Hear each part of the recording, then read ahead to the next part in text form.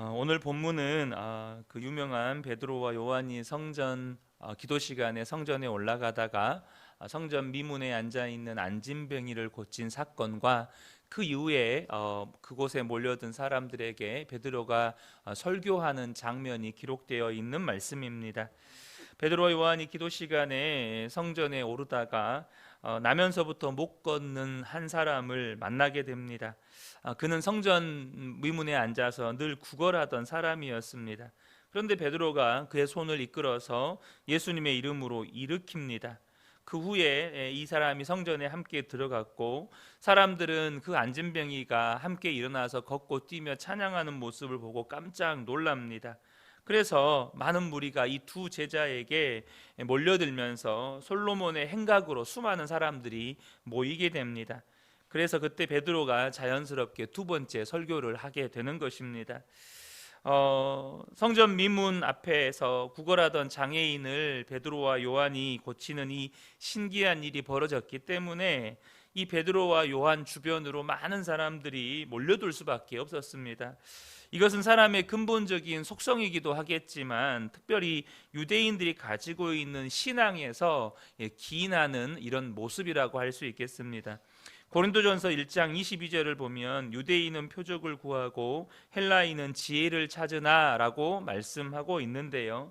이 헬라인들은 지혜, 그러니까 사람의 이성을 중요하게 여겼습니다. 그래서 모든 철학의 본산이라고 하면 우리는 그리스라고 하잖아요. 이 그리스 사람, 헬라 사람들은 이 사람의 이성을 굉장히 중요하게 여겼습니다. 반면에 이 유대인들은 표적을 구했다라고 말씀하는데요. 구약 시대 때부터 하나님이 세우신 사람들을 통해서 하나님은 수많은 기적들을 행하셨습니다. 그래서 유대인들은 표적이 하나님이 역사하는 증거라고 여겼습니다. 그러다 보니 그들은 표적을 구했다고 사도 바울이 이야기하는 것입니다. 표적이 일어나면 그것은 하나님이 행하시는 일이다, 이렇게 받아들였다는 것이죠. 그런데 사람에게 나를 통해서 이런 기적이 일어나요. 그러니까 나를 통해서, 우리가 베드로라고 가정을 해보면 나를 통해서 안진병이가, 고칠 수 없는 질병을 가지고 있는 사람이 고침을 받아요. 이런 일들이 일어나면 무언가 자신이 대단한 사람인 것처럼 우쭐댈 만도 할 것 같은데, 오늘날로 이야기하면 베드로가 목사라고 가정을 해보죠. 베드로 목사를 통해서 막 죽은 사람도 살아나고 병든 자들도 고치고, 사람들이 막 수천 명이 막 그 교회로 몰려드는 거예요. 교회가 막 엄청나게 성장을 하는 거죠. 그러면 여러분, 사람이 자기가 좀 뭔가 대단한 사람인 것처럼 될 만도 하잖아요. 그런데 베드로는 뭐라고 이야기합니까? 이것이 자기가 한 것이 아니라 예수님을 믿는 믿음 때문이라고 하는 것입니다. 12절과 16절만 보겠습니다. 베드로가 이것을 보고 백성에게 말하되, 자기들에게 이제 베드로와 요한에게 수많은 사람들이 몰려드니까 그들에게 말을 하는 것입니다. 백성에게 말하되, 이스라엘 사람들아, 이 일을 왜 놀랍게 여기느냐? 우리 개인의 권능과 경건으로 이 사람을 걷게 한 것처럼 왜 우리를 주목하느냐? 16절에 그 이름을 믿음으로 그 이름이 너희가 보고 아는 이 사람을 성하게 하였나니, 예수로 말미암아 난 믿음이 너희 모든 사람 앞에서 이같이 완전히 낫게 하였느니라, 이렇게 말씀하고 있습니다. 본문의 말씀은 먼저 우리에게 하나님이 맡겨주신 사역을 하는 자들의 태도를 가르쳐 줍니다. 여러분, 우리는 모든 성도들은 하나님께서 사명을 주셨고, 또한 더불어서 우리에게 맡겨주신 사역이 있습니다. 그것이 공동체의 모임에서 주어진 사역일 수 있고, 또 여러분의 개인적인 부르심에 따라서 여러분 가정에서 주어진 사역일 수 있습니다. 가정에서 여러분의 사역이 무엇입니까? 아빠로서, 엄마로서, 아내로서, 남편으로서 여러분들이 가정을 섬기는 그 모든 일들은 사역입니다. 하나님께서 맡겨주신 사명이고 동시에 사역이죠. 그런데 우리가 여기에서 그런 하나님께서 맡겨주신 그런 사명과 사역을 감당하는 자들의 올바른 태도를 우리에게 보여주어요. 베드로는 지금 뭐라고 이야기합니까? 장애인을 고치는 이 일이 자신이 한 것이 아니고 하나님이 하신 것임을 분명하게 인정했다는 것입니다.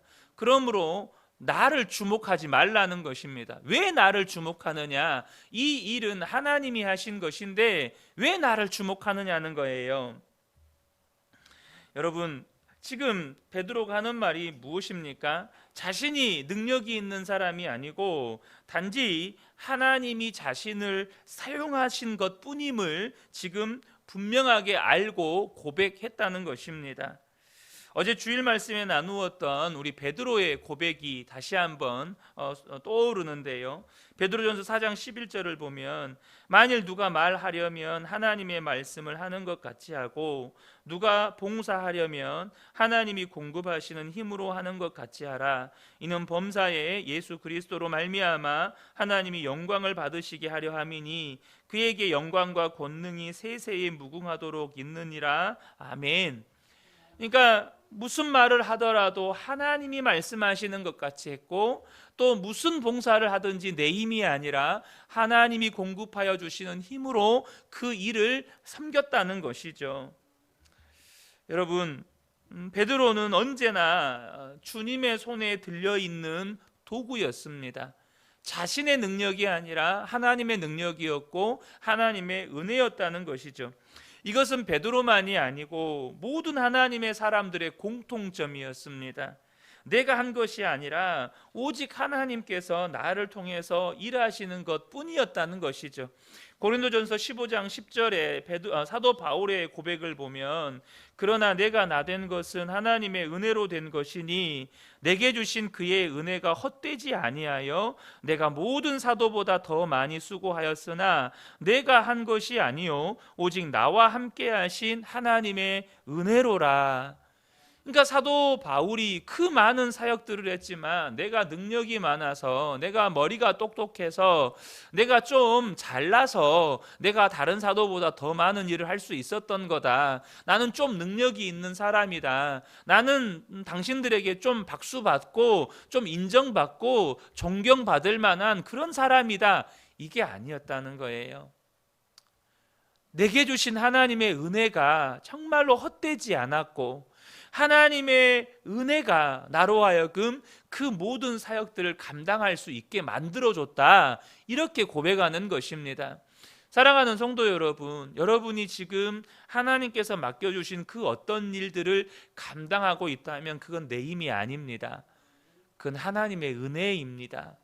하나님이 내게 호흡할 수 있게 해주셨고 하나님이 내게 밥 먹을 수 있는 힘을 주셨고 하나님이 오늘 하루를 살 수 있는 힘을 주셨고 무엇보다도 사랑할 수 있는 힘을 주셨고 누군가를 위해서 헌신하고 봉사할 수 있는 힘과 은혜를 주신 것입니다. 하나님이 주신 거예요. 또 하나 우리에게 가르쳐 주는 것은 기적을 대하는 태도입니다. 여러분, 기적이 중요한 게 아니고 믿음이 중요한 것입니다. 많은 분들이 여기에서 혼동합니다. 능력이 중요한 게 아니고 믿음이 중요한 것입니다. 많은 성도들 혹은 또 그런 유혹에 빠져 넘어가기 쉬운 부류의 사람들이 저와 같은 이런 목회자들이나 풀타임 사역자들입니다.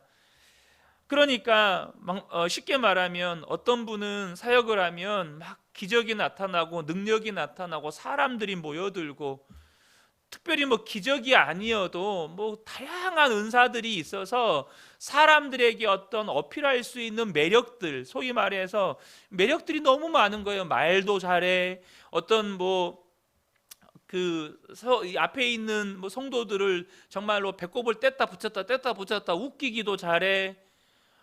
이런 어떤 그 다양한 그 사역의 도구들, 그러니까 이런 프리젠테이션 도구들이나 영상이나 이런 것들을 또 잘 활용해. 이 자료들을 정말 요즘엔 자료들이 너무너무 중요하잖아요. 이런 시청각 자료들을 너무너무 잘 만들어서 정말로 진짜 어떻게 보면 이 성경에 기록된 말씀보다 더 그냥 그 시청각 자료들을 더 사람들에게 그 인상에 남도록 전하는 그런 능력들이 있어요. 그래서 막 수많은 젊은이들이 몰려들고 막 와 진짜 대단한 사역자라고 이렇게 칭송을 하는 거죠. 여러분, 근데 저와 여러분이 중요한 걸 놓치시면 안 됩니다. 기적이 중요한 게 아니라 믿음이 중요한 것입니다. 여러분, 무슨 말입니까? 기적이 믿음을 가져온 것이 아니고 믿음이 기적을 가져왔다는 것입니다. 오늘 본문에 베드로가 16절에 뭐라고 말했는지 다시 한번 보시면 좋겠습니다. 16절 하반절에 예수로 말미암아 난 믿음이 너희 모든 사람 앞에서 이같이 완전히 낫게 하였느니라. 기적이 믿음을 가져온 게 아니라 믿음이 기적을 가져왔다는 것입니다. 여러분, 믿음이 중요한 것이지 기적이 중요한 게 아니라는 거예요. 믿음이 중요한 것이지 능력이 중요한 게 아니라는 것입니다. 그러니까 우리는 믿음을 추구해야지 기적을 추구하면 건강한 신앙생활을 할 수 없어요. 믿음을 추구해야지 능력을 추구하면 반드시 다른 것에 미혹을 받게 되어 있습니다. 저도 지금까지 여러 교회를 옮겨오면서 정말로 조금 위험한 길로 접어드는 그런 목회자들을 종종 봅니다. 여러분, 목회자들도 유혹 받거든요. 당장 교회의 성장과 부흥이 가장 큰 유혹입니다. 또한 목회자로서 성도들에게 능력 있는 목사라고 인정받고 싶은 그런 유혹들이 얼마나 강하게 드는지 모릅니다. 그런데 성도들에게 능력 있는 목사라고 이렇게 인정받으려면 일단은 교회를 성장시켜야 되는 거예요. 성장. 그러면 여러분 지금까지 신앙생활에 오면서 어느 교회에, 모든 교회가 그런 건 아닙니다. 그런데 사람들이 막 여기저기 막 몰려들어요. 근데 그 여기저기 몰려드는 데가 어디입니까? 병 고친다더라, 귀신들이 떠나간다더라, 못 고칠 병이 없다더라, 막 여기저기 막 몰려든단 말이에요. 막 기도받으면 방언 터지고 사람들 막 쓰러지고 별의별 막 은사들을 경험한다더라. 그런데 그런 막 사역들을 했던 목사님들 중에 결국에는 이단으로 빠지시는 목사님들을 제가 실제로 여러분을 뵀습니다. 실제로 이단 사역에 손을 대시는 분들을, 여러 목사님들을 뵀어요. 여러분, 지금 저와 여러분이 기적을 추구하면, 기적이나 능력을 추구하면 절대 신앙이 건강할 수가 없어요. 그것은 예수님의 주변에 몰려들었던 무리들을 보면 더욱더 분명하게 우리에게 가르쳐 줍니다. 예수님을 따르는 수많은 무리들이 있었습니다. 그들은 예수님이 행하신 기적을 눈으로 직접 목격한 사람들이에요. 심지어 가룟 유다도 예수님이 행하신 기적을 눈으로 목격했고 예수님의 가르침을 받았습니다. 그러나 그 많은 무리들이 예수님이 고난받을 때 예수님을 떠나갔고, 심지어 가룟 유다는 예수님을 배신하고 은 30에 팔아 넘겼습니다. 이건 뭘 말하는 것입니까? 기적이 믿음을 가져다 주는 것이 아니라는 것을 우리에게 가르쳐 주는 것입니다. 기적 그 자체로는 아무런 의미가 없어요. 말 그대로 우리의 인생 가운데 어떤 특별한 일을 경험했다, 그것 외에는 다른 의미가 없어요. 그러면 언제 기적이 의미가 되는 것입니까? 바로 믿음입니다. 믿음의 결과로 기적을 경험할 때, 하나님이 살아 계시는구나. 이때 기적이 우리에게 의미를 주는 거예요. 기적이나 능력의 경험은 십자가 복음과 그의 합당한 반응으로 연결이 되어야 돼요. 다시 말하면 십자가 복음에 대한 합당한 반응이 뭐죠? 믿음입니다. 그래서 저와 여러분이 건강한 신앙생활을 하려면 언제나 믿음을 추구하셔야 합니다. 그리고 기적이나 능력이나 은사의 체험은 예수님을 믿는 믿음 가운데 일어나는 이벤트와 같은 거예요. 다시 말하면 우리의 삶에 이벤트가 있으면 어때요? 기쁘잖아요. 즐겁잖아요. 감동받고 감사하잖아요. 예수님을 믿는 삶의 여정 가운데 우리가 기적을 경험하면 그것으로 말미암아 주님이 내 삶에 이런 이벤트를 베풀어 주셨네, 주님이 내 삶에 이런 선물을 주셨네, 감사하다. 정말 우리 주님은 최고야. 주님은 정말 좋은 분이셔. 주님은 정말 내가 이렇게 힘들고 어려울 때 이런 기적과도 같은 선물을 통해서 나에게 힘주시고 위로하시고 나를 격려하시고 나에게 믿음을 더하여 주시고. 그런데 여러분, 이벤트가 없어도 우리는 살아갑니다. 그러잖아요.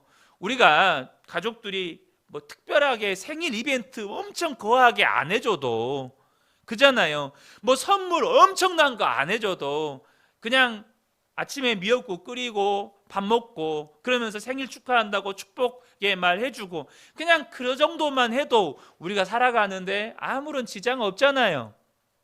우리는 여전히 우리에게 주어진 삶의 자리를 살아가는 겁니다. 그러니까 여러분, 기적이라고 하는 건 그런 거예요. 하나님께서 내게 베풀어 주신 선물과도 같지만 그게 없다고 해서 내게 주어진 삶의 자리에서 주어진 삶을 살아가는데 크게 지장이 없어요. 초대교회의 성도들 대부분은 기적을 경험하지 못했습니다. 그 박해 가운데에서 하나님께서 건져주시지 못한 성도들이 더 많아요. 사자에게 물려 죽을 때, 톱에 썰려 죽을 때, 십자가에 못 박혀 죽을 때 하나님이 하늘에서 불 내려서 자기를 죽이려고 하고 그들을 조롱하고 비웃는 수많은 로마 사람들을 불태워 죽이지 않았습니다. 그냥 그들은 죽어갔어요. 거기서 하나님께서 건져주시는 기적이 일어나지 않아도 그들은 믿음으로 그냥 그 죽음의 자리로 들어갔습니다. 그러니까 여러분, 중요한 게 뭐예요? 기적이 중요한 게 아니고 믿음이 중요한 것입니다.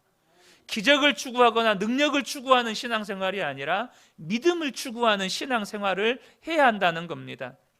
그런데 오늘 본문에서 이 믿음을 추구해야 되는데 그 믿음이 어디에서 나오는지를 우리에게 분명하게 보여줍니다. 오늘 베드로가 이 병 고침의 기적이 우리의 입장에서 보면 믿음 때문이지만 궁극적으로는 하나님이 행하신 하나님의 능력이라고 말합니다. 여러분, 우리는 여기서 또 하나의 좀 건강한 신앙 태도를 하나 또 배우게 되는데, 앞서 말씀드린 것처럼 많은 사역자들 안에, 성도들 안에 비교 의식이 있어요. 예를 들면 어떤 목사님을 보면 그 목사님의 사역이 막 단기간에 정말로 확장되고 부흥되면 저분은 저렇게 능력 있는 사람인데 나는 왜 이렇게 능력이 없을까? 이런 생각을 하게 됩니다. 성도들도 마찬가지죠. 그런 생각을 하게 되면 자꾸 내게 주어진 사역을 보면서 위축이 되고 또 내 속에서는 끊임없이 부흥해야 되는데 성장해야 되는데 이런 막 육신적인 갈망이 생깁니다. 부흥과 성장이 무조건 육신적인 갈망이라는 말이 절대 아닙니다. 여러분, 오해하시면 안 됩니다. 그런데 그런 비교 의식 속에서 끊임없이 내가 능력 있는 목사가 되고 싶고 뭔가 좀 이름 좀 높아지고 싶으니까 교회의 부흥과 성장을 꿈꾸는 거예요.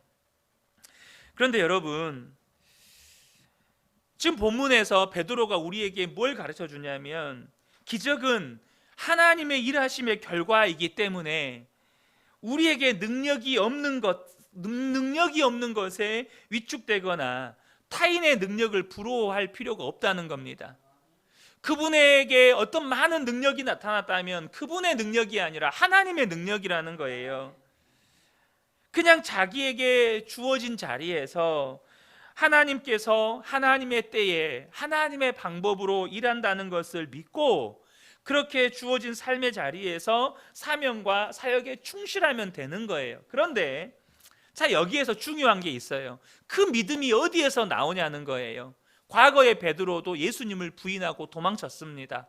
그러잖아요. 그런데 지금의 베드로는 어떻습니까? 그 예수님을 버리고 도망쳤던 수많은 사람들 앞에 또 그들 중에는 베드로를 잡아서 공회에 넘길 수 있는 그런 권한을 가지고 있는 성전 직분자들이 그들 눈앞에 있는데 그들 앞에서 담대하게 설교를 합니다. 예수님이 돌아가시기 전에 베드로와 예수님이 부활 승천하신 이후의 베드로는 완전히 다른 사람이 되었습니다. 도대체 이 믿음이 어디에서 나온 겁니까? 이 믿음이 어디에서 왔냐는 거예요. 바로 예수님과의 관계입니다. 베드로가 예수님이 부활하신 후에 갈릴리에서 예수님을 만났습니다. 예수님을 깊이 만났습니다. 그리고 베드로의 믿음이 회복이 됩니다. 예수님과의 관계 속에서 베드로의 믿음이 회복됩니다. 뭘 말하는 것입니까? 여러분, 믿음의 깊이는 예수님과의 관계의 깊이입니다. 믿음의 깊이는 예수님과의 관계의 깊이예요. 우리가 얼마나 건강한 믿음을 가지고 있느냐는 예수님과 얼마나 친밀하고 두터운 관계를 가지고 있느냐로 결정이 되는 것입니다. 그러므로 우리가 예수님을 바라보고 사는 것이 그렇게 중요합니다. 예수님과 동행하며 사는 것이 그렇게 중요합니다. 내가 성경을 많이 읽는 것 중요하지만 더 중요한 건 예수님과 관계 속에서 성경을 읽는 것입니다. 종교적인 습관을 쫓아서 성경을 읽는 게 아니라 예수님과 깊은 관계 속에서 성경을 보고 그 깊은 관계 속에서 말씀에 순종하는 삶을 살아가는 거예요. 사랑하는 성도 여러분, 꼭 기억하십시오. 능력이 아니라 기적이 아니라 믿음이 중요합니다. 그 믿음은 예수님과의 친밀한 관계 속에서 나오는 것입니다. 이 새벽에 함께 예배한 우리 모든 성도님들이 예수님과의 친밀한 관계 속에서 정말 건강한 믿음이 날마다 자라가시기를 예수님의 이름으로 축복합니다. 아멘.